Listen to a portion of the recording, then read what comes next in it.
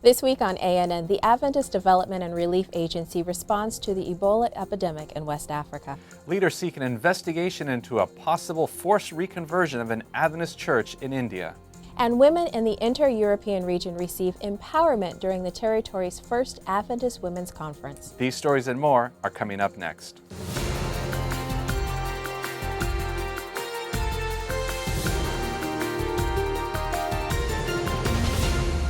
This is ANN, a service of the Seventh-day Adventist World Church. Thanks so much for joining us this week. First in the news, the humanitarian agency of the Seventh-day Adventist Church has partnered with several Adventist health organizations to address the growing Ebola epidemic in West Africa. The Adventist Development and Relief Agency, in a statement this week, announced its partnership with Loma Linda University, Adventist Health International, Adventist Health Ministries, and Global Medic. The coalition will provide $92,000 worth of equipment and supplies to the Cooper Adventist Hospital in Monrovia, Liberia, and the Liberian Ministry of Health. ADRA and Global Medic have also airlifted $50,000 worth of supplies to the Waterloo Adventist Hospital in Freetown, Sierra Leone. David Holdsworth shared what the agency hopes to accomplish through their efforts. ADRA has shipped materials to both Waterloo Hospital in Sierra Leone and to Cooper Hospital in Monrovia. Those materials are to protect the doctors and staff at each of the hospitals, and they include what is in the industry called protective equipment. So it's things like gloves, the goggles that you see on TV with the doctors wearing, the full suits, and the booties. But it also includes other materials such as tents, so that at Cooper and at Waterloo they can screen the patients, they can do a triage outside of the facility. So if they end up with an Ebola patient, that patient can be sent elsewhere and not infect the hospital itself.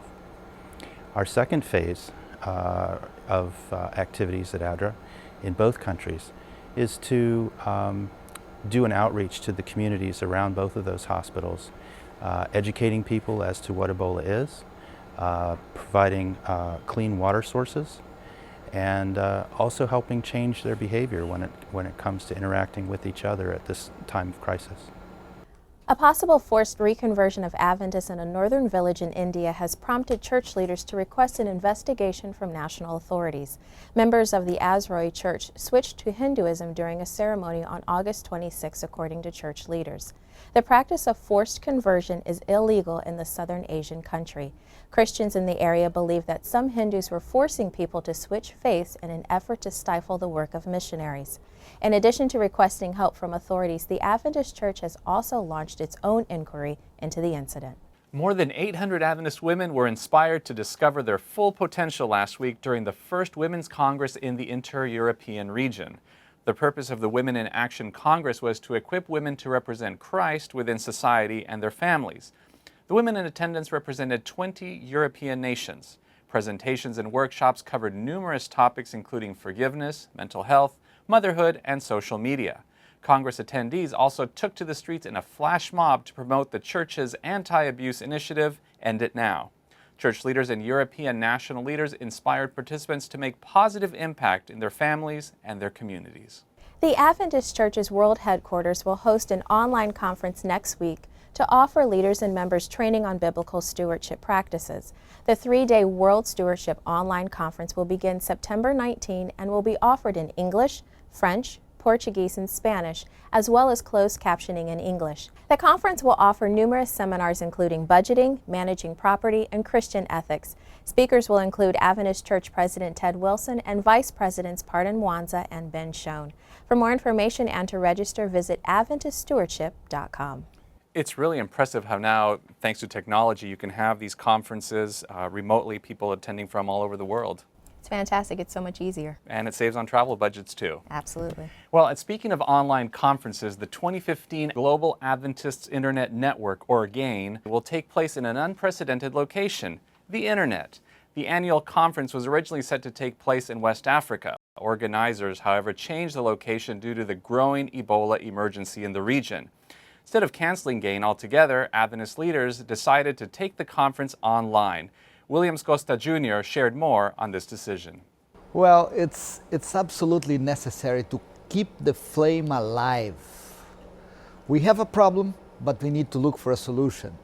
And having GAIN online can be a solution. To me, is not ideal, because one of the secrets of gain is everybody getting together, looking face to face. But under the circumstance that we have, I think that would be a great conference. GAIN 2015 will take place February 11 through 15. More than 130 children attended a health educational event in central Ukraine last month. The program featured games that taught principles for maintaining a healthy lifestyle.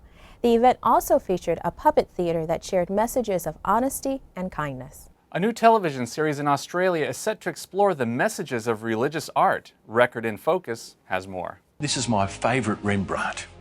It's one of his final works, and it portrays the story of the prodigal son. For decades, Rembrandt was fascinated with this story.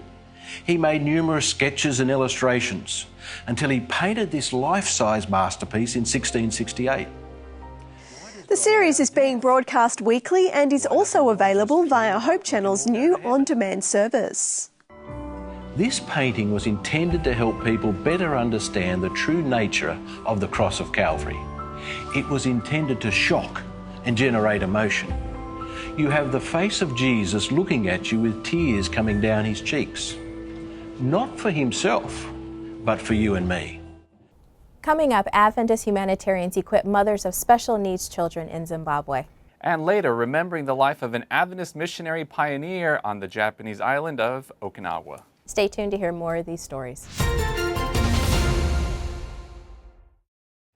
Another great gift from God is His law. Jesus said that man must live by every word that proceeds out of the mouth of God. And the psalmist declares, "Oh, how I love your law." In God's law, the first 4 commandments tell us how to love God with all of our heart, soul, mind, and strength. And the last 6 tell us how to love our neighbors as ourselves. The law of God is what instructs us about sin and our need for a Savior.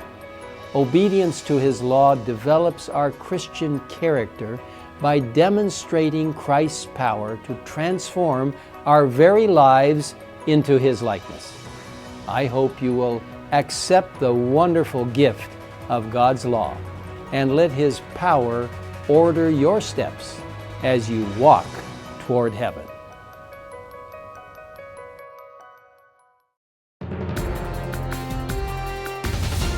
Welcome back. Starting this week, we are extending the news section to cover more stories from our Adventist global community. Adventist humanitarians are helping a group of mothers in Zimbabwe's capital city who want to make a living but cannot leave their children with special needs unattended. Agile volunteers are teaching the women to make batik skirt tablecloths, wall hangings, candles, and even peanut butter. The women can make all of these products without leaving their homes. The income generated from selling the products can help the mothers pay for medical expenses and food. Adventist young adults in Split, Croatia recently dedicated a week to learning and implementing creative outreach in their communities. 40 people received training on effective service initiatives and put the practices into action. As part of the Relay Outreach Cafe, the group distributed free meals to people in need, passed out balloons to children, and provided free hairstyling. More than 100 people had an opportunity to experience God's love through the group's acts of kindness. Adventist students in the Central American country of El Salvador had an opportunity to lift up God's name during a band festival last month. The Praising God with Our Talents Festival in Santa Ana drew students from dozens of Adventist schools in the nation. The students played instruments, marched in drill teams, and offered a special prayer for the city. The festival also provided an opportunity for church leaders and members to hold banners that displayed Bible verses and messages of hope. While many Italians go on a holiday break during the month of August, 26 students decided to use their vacation time to focus on local mission projects.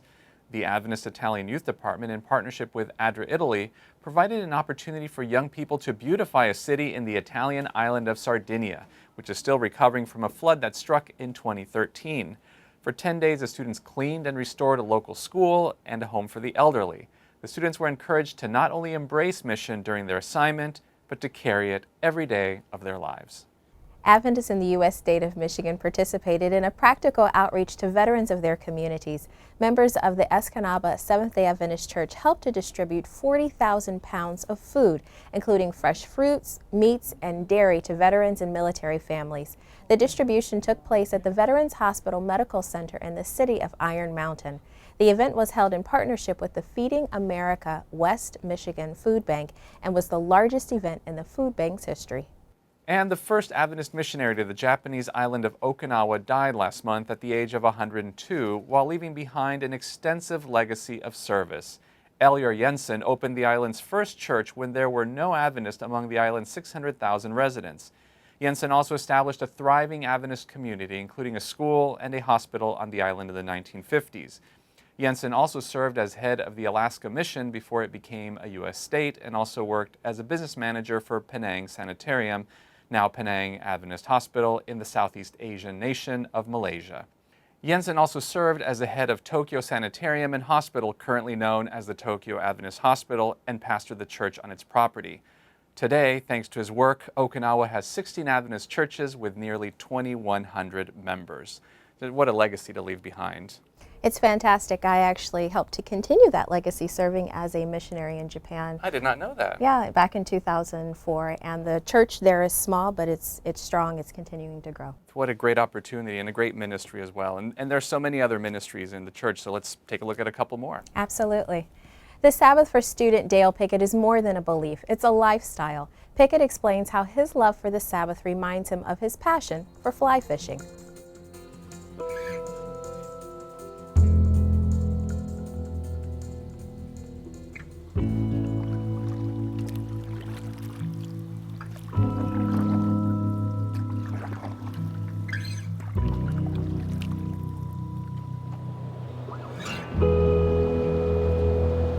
The reason that I like fly fishing is probably not easily explained in one sentence. Honestly, I think it's a culmination of everything, really. It's the beauty of the cast.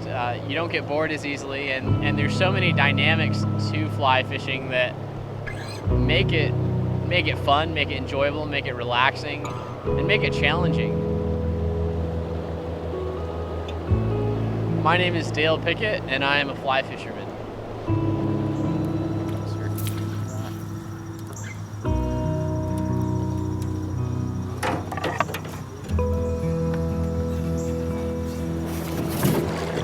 I started fly fishing probably about 6 years ago now.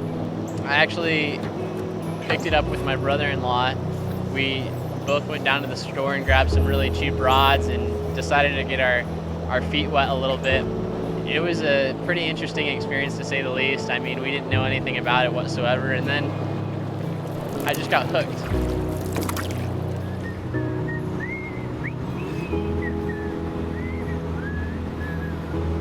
For me personally, I would say that being out in the water and getting a chance to cast, and when you're by yourself, it's a very spiritual thing.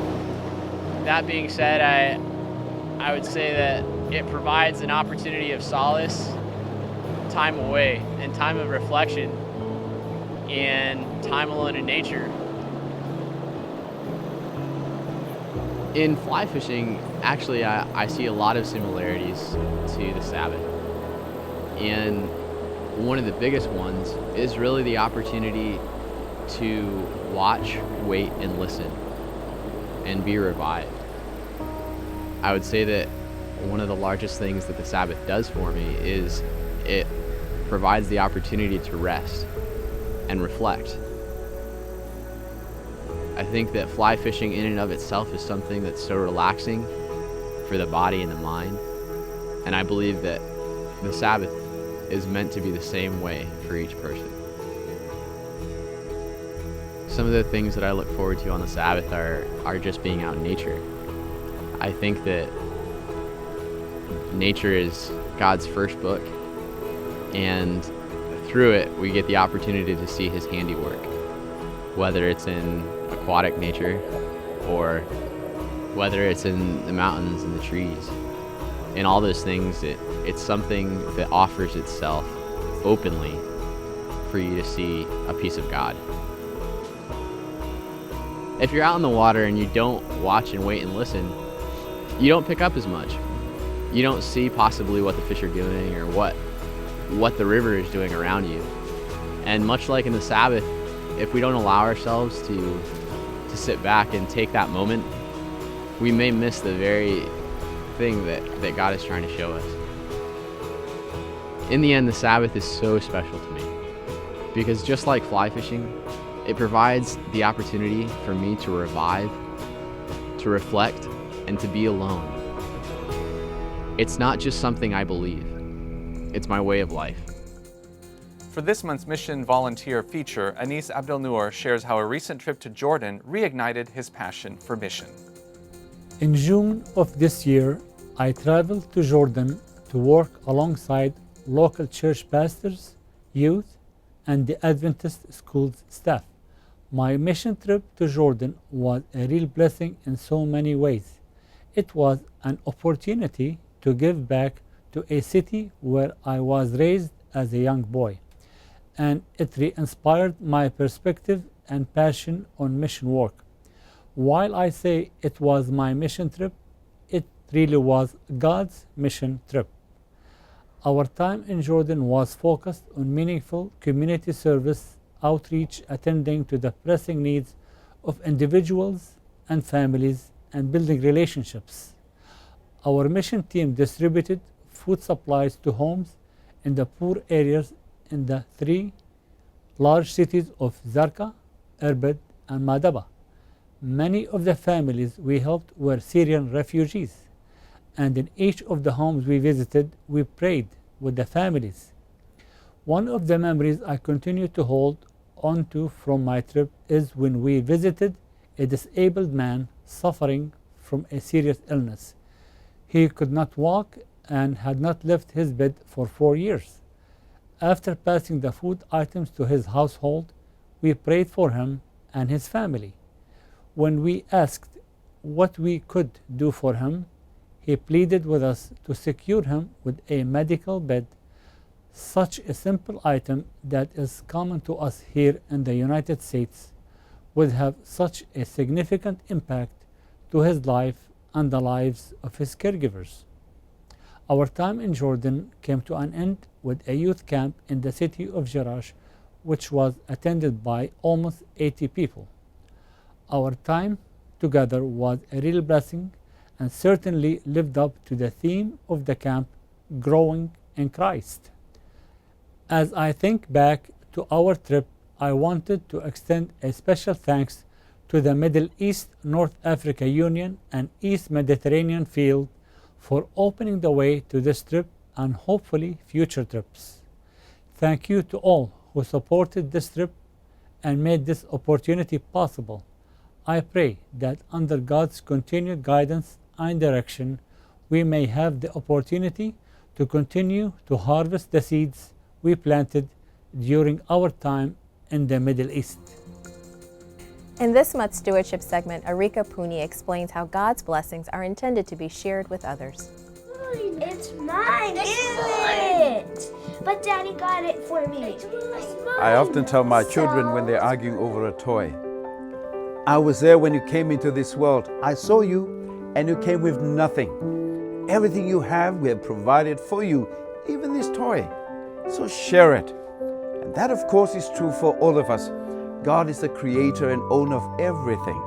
We came into this world with nothing and will exit this world with nothing. Everything we have, God has provided. Let's remember that these are His blessings to share. We can play together. Okay. Like Buzz. The Buzz, it's dirty. Remember, stewardship is my all in response to God's all. Coming up, learn how to virtually send information from one phone to another without an email or even a text message. But coming up next, Hope Channel programs return for a new season.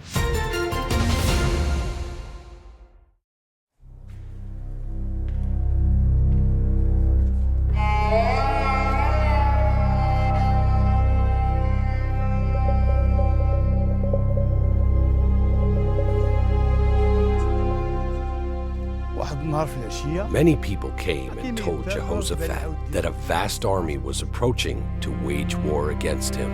Alarmed by this news, Jehoshaphat proclaimed a fast for all of Judah. People came from every town in Judah to fast and pray together.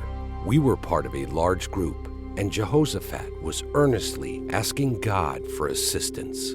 Then a man called Jahaziel stood up and said that Jehoshaphat should not be concerned, that it was not his battle, but God's battle.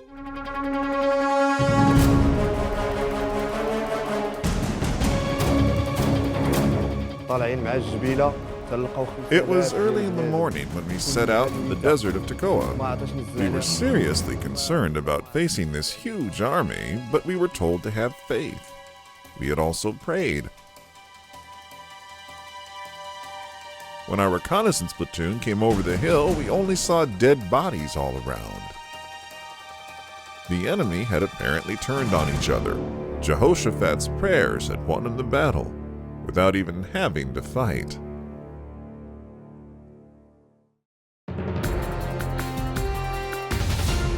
Welcome back. If you're a regular viewer of Hope Channel, you will be happy to note that their programs will soon begin their new season. Carmen McMurdy sends this report. At Hope Channel, we are excited about our fall season, returning our fresh new episodes of your favorite shows. Let's Pray, Go Healthy for Good, Hope Sabbath School, and all the others. Also coming this fall are some new programs. One is Natural Lifestyle Cooking, where the Finley family walks you through, step by step, the process of cooking 3-course vegan meals. But there's a special 4th course in every episode where Pastor Mark Finley shares a unique understanding of how food expresses God's love. Another new show is Missions Today. Produced by Quiet Hour Ministries, this is a reality show that takes you into parts of the world where ordinary people are doing amazing things, oftentimes in difficult situations, to bring about positive change in lives and communities. We love hearing from you. Let us know what you like about Hope Channel. It is our prayer that you are blessed by our programs. For Hope Channel, I'm Carmen McMurdy. Did you know that some phones are equipped to send data just by touching one another? Jesse Johnson explains this technology in this week's Tech Corner. Near Field Communication, or NFC, is a set of standards for smartphones and other mobile devices to establish radio communication with each other by touching them together or bringing them into close proximity. It has been a standard feature with a number of smartphones and is likely to gain another bump in popularity now that the new iPhone 6 includes it as well. NFC is the technology behind the touch payment systems that are becoming more popular. You'll touch your phone to a payment pad to transfer funds. In some areas, you can pay at the parking meter with your NFC device. You can pay at restaurants for your food. NFC technology is available in many smartphones and a number of smartwatches as well. Another popular use of NFC is to transfer data between devices. For example, you can give a photo or video to a friend quickly by touching the backs of the phones together using the built-in NFC. It has made transferring information much easier and more secure. I expect you'll see more NFC devices and payment systems over the next months and years. For this month's Maranatha Volunteers International Report, learn how volunteers built and dedicated 7 churches in the Dominican Republic. In early August, the Seventh-day Adventist Church in the Dominican Republic dedicated 7 new churches. Hundreds of members, including church leadership and representatives from Maranatha Volunteers International, turned out for the ribbon-cutting ceremonies. All of the churches were constructed by Maranatha volunteers during the past year. The mission organization's current effort in the country began in 2013 with a goal of constructing 14 churches in and around the capital city of Santo Domingo. Prior to this current effort, Maranatha has worked in the Dominican Republic multiple times.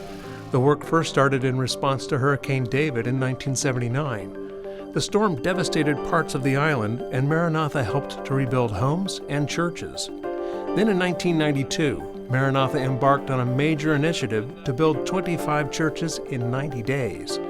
More than 1,200 volunteers participated in what became known as Santo Domingo 92. Those churches have since grown and created more congregations, many of which were also in need of church buildings. so Maranatha returned in 2002 to build 50 more places of worship. In 2013, church leadership asked Maranatha to return once more. Today, some of the churches being constructed are for groups that have grown out of sanctuaries built during Santo Domingo 92. Learn about how you can be part of Maranatha's special effort in the Dominican Republic by going to maranatha.org. Now let's turn to David Trim for a look at Adventist history.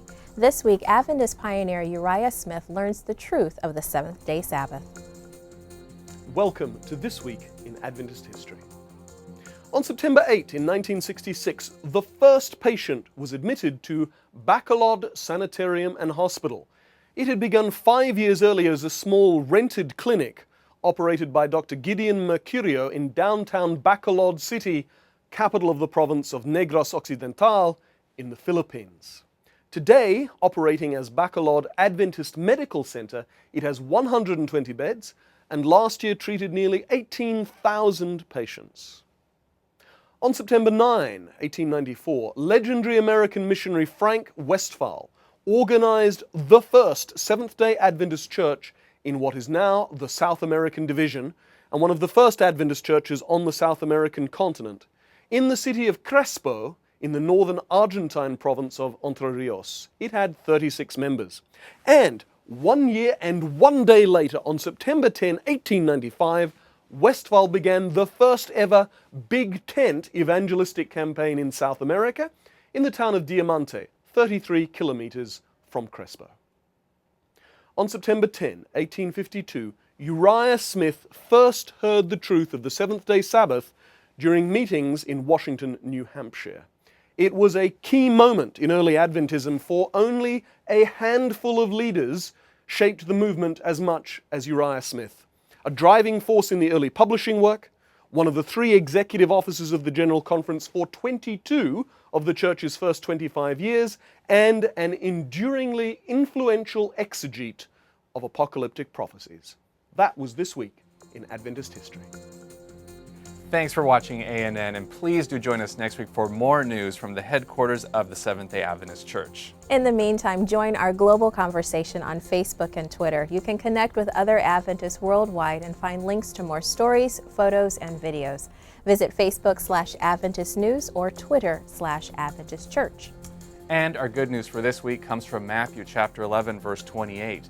The passage says, "Then Jesus said, 'Come unto me, all of you who are weary and carry heavy burdens, and I will give you rest.'" That's our program for this week, and remember, you can always visit news.adventist.org for daily news and videos. Until next time, God bless. We'll see you next week. Take care.